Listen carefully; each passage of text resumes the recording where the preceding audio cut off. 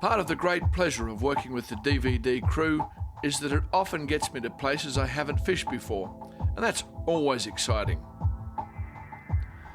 This trip was into the Victorian Alps from the south, and the town of Omeo was our destination. Earlier we'd been in Bairnsdale. It had been suggested to us we make contact with Trevor Stowe, a local fly fishing identity. He offered to put us onto some good water and to introduce us to this subalpine region, which was almost at his back door. Omeo is an old town founded in the 1850s and had boomed during the gold rush. But even before then, stockmen had driven cattle into the rich summer pastures of the high country. The town has survived major bushfires and earthquakes and is the commercial centre for the rich grazing country of the Omeo and Tambo valleys. This old town has also become a favoured stop for those on driving trips through the Southern Alps. We left plenty of time to do some exploring and sightseeing and found that after a couple of wet summers, the rivers were flowing and in great health. The countryside is laced with trout streams, both small and large, and these attract visitors right through the summer months.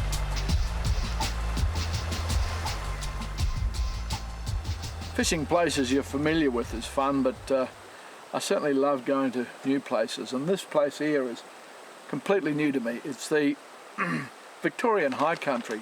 I'm following a mud map here, given to me by a local fella. I think I'm in the right spot, but there's no one here yet, so I'll just enjoy the scenery.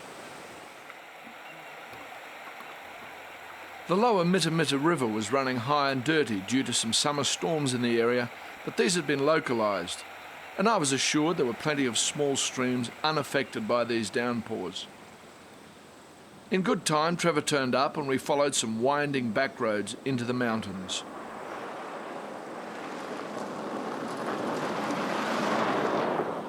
Beautiful valley this, Trevor. Where is this? Yeah, this is the Kabunga River, Peter. It flows off Mount Hotham and flows down past the Victoria River and down on the flats here and then enters the forest. Yeah. New South Wales, our high country, is all locked up behind gates and national parks. Is this national park or...?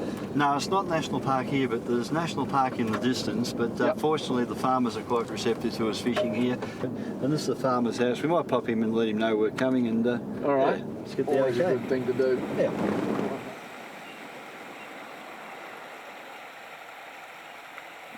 What rod do you fish up here? Well, usually you fish a 4-weight up here, Peter, but as you can see, it's just a small stream, so even a 3-weight would be appropriate up here. The fish, generally speaking, aren't ultra large. We're looking usually about half a pound, although you can get a nice fish 2, even 3 pound on occasions. What's that, about 8 footer, is it? 7'10". 7'10", yeah. Yep. Just a little 2-weight. Yep. And look, there's been, this is a good area for grasshoppers normally. So, but I see a few hopping around as we're driving in, so I reckon it's worth trying a hopper. Okay. If that doesn't work, maybe a nondescript like a raw wolf. Okay. Trev, what is the stream restoration program about? Well, about 5 years ago, the Fly Fishing Club obtained a grant from the recreational fishing licence, and what we've been doing is rehabilitating a stretch of the river. And the farmer likes it? The farmer does like it. He's embraced the whole concept. Fantastic. Because he was losing paddock. It was eroding into where he's got his crops planted over there now. Mm-hmm. They've had 3 major floods this year and there's been very, very little if any erosion, so he's delighted with it. So where did the funding for this project come from? Well, a few years ago the Victorian Fisheries introduced a recreational fishing licence, and that money, part of that money is funded in a scheme administered by FRAC Recreational Fishing, and they've allocated that money, so it's licence fee money going back into the environment. Wow, fantastic.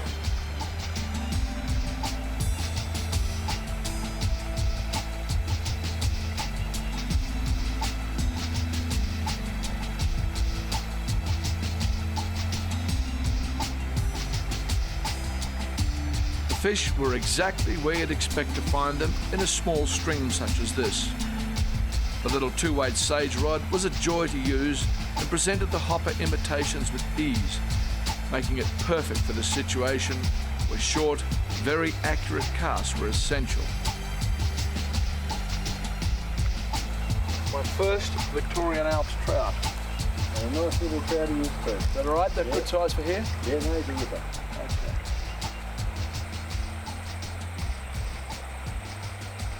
Lovely little run there. That was great, and a nice piece of fishing too, I might say. You did great. Thank you, Yeah. sir. Yeah, lovely little bubble line there. Just a nice dark green tussocks there. Yeah, I reckon you've been with a chance to get another one out of that. Yeah, I like the suggestion of using the hopper fly. Yeah. Even though there doesn't seem to be many hoppers about, it just chomped that fly. Yeah. But there's enough around to keep the trout interested. Okay. Yeah. You can imagine what this is like when the hoppers are really on the go. And Oh, you've got this a nice valley would be just buzzing with and a nice northerly wind blowing them on the water too. Yeah.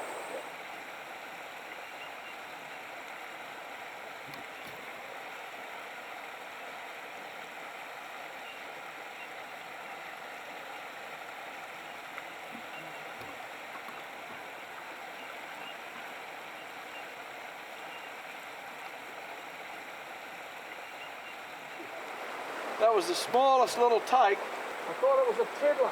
Yeah. Another nice fish.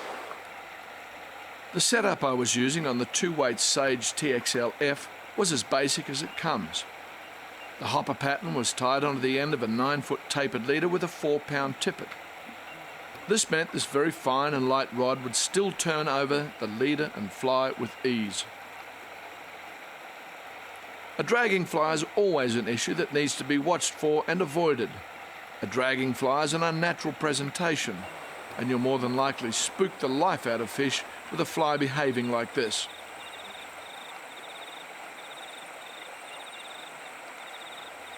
A reach cast is one of the best methods for avoiding drag. The moment you stop the rod, you lay it upstream to change the angle of the line on the water. This is a big help in many stream presentations.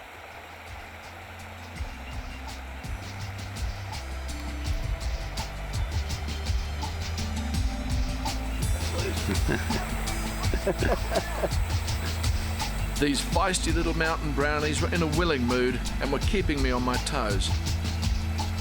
I can't tell you how much fun I was having on this beautiful little mountain stream.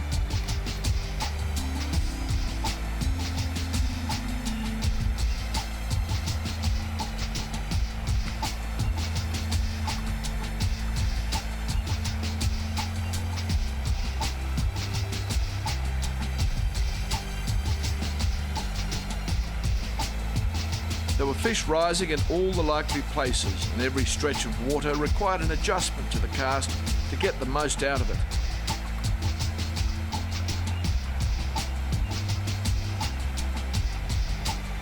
But they kept sucking down that hopper. This fishing took me back to my earliest fly fishing days, and I was having a ball. One of the local grasshoppers, one of the local inhabitants of the Omeo area, and the trout seem to like them too. We can become so engrossed in a day such as this that we forget to appreciate the landscape. Pausing to take a look around is always worth doing, and it brings a sense of proportion and place to the day. The hoppers kept popping out of the tussock edges onto the water, and the fish were waiting to pounce. Oh, and yeah.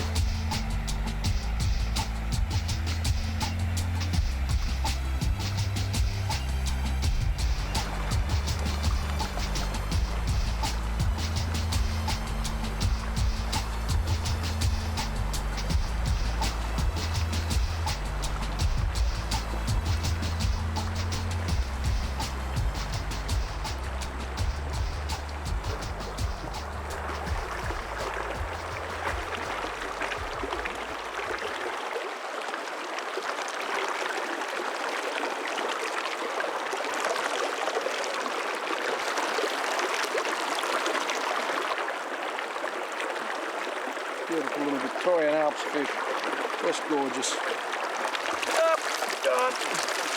Well done, Peter. Thanks, mate. What a beautiful little river. Just beautiful river. Yep. Some nicer ones in there too. I mean, they're so willing to take a fly. I'm only fishing a 2-weight. You know, it makes these little guys like monsters. Yeah. Gets the fly out there, fine.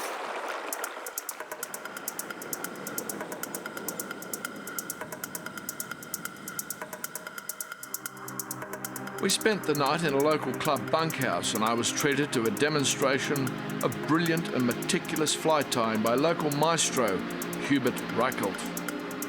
He tied a nymph pattern that he suggested would be particularly effective on a river we were going to be fishing the following morning. Such is the generous camaraderie of the fly fishing world.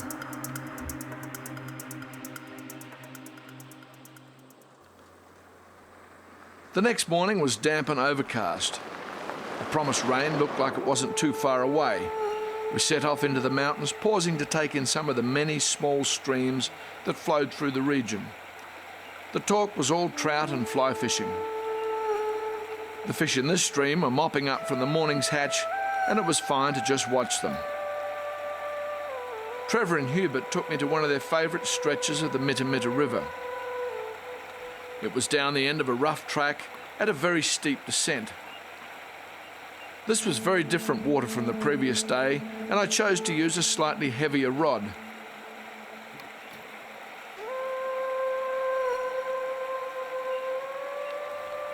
It's a slower actioned and slightly more powerful rod than the crisp action 2-weight of the day before.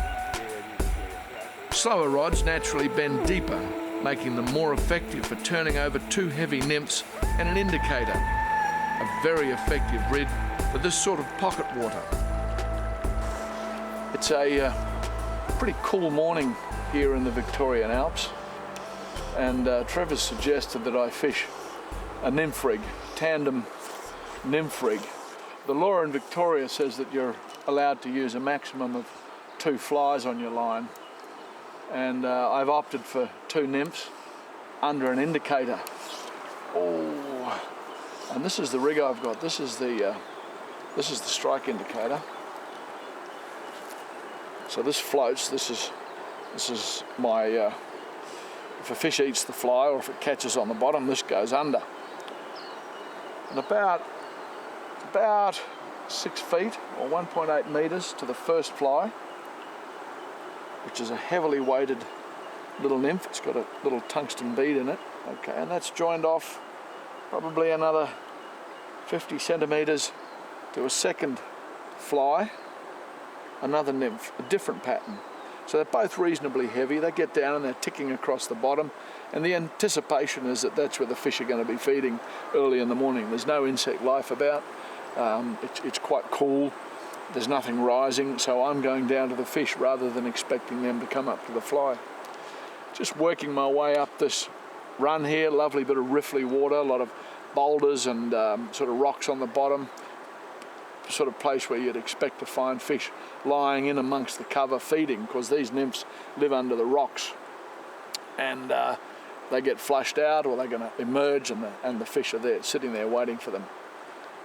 Yeah, it's a lovely relaxing way to fish, just working your way up a run like this. It's also a bit of a hunt, because you've got to read the water, try and find the deeper water, the edges of the boulders, the smoother edges. There's all sorts of different places where they're going to lie, and they're lying there anticipating that the food's going to be coming to them with the current.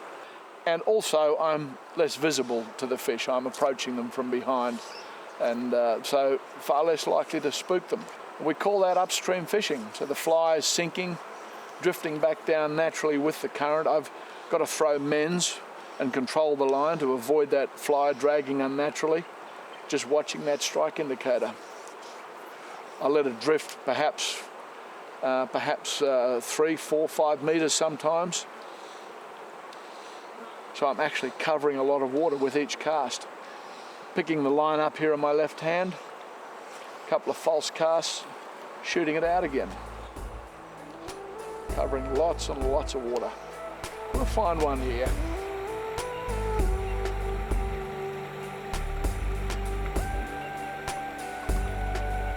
This style of fishing keeps you well focused, and you learn to read the river, to look for the subtleties in the flow, as these are the signs we need to learn to understand, to narrow down where the fish might be.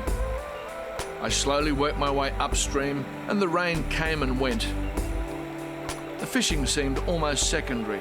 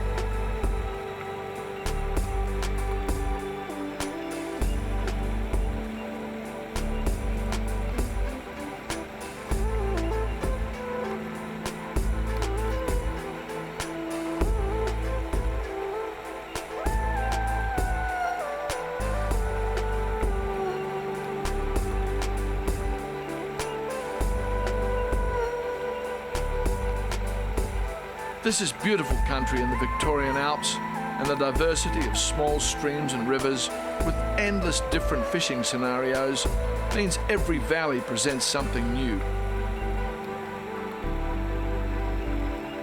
I can't wait to get back next summer for a much longer exploration.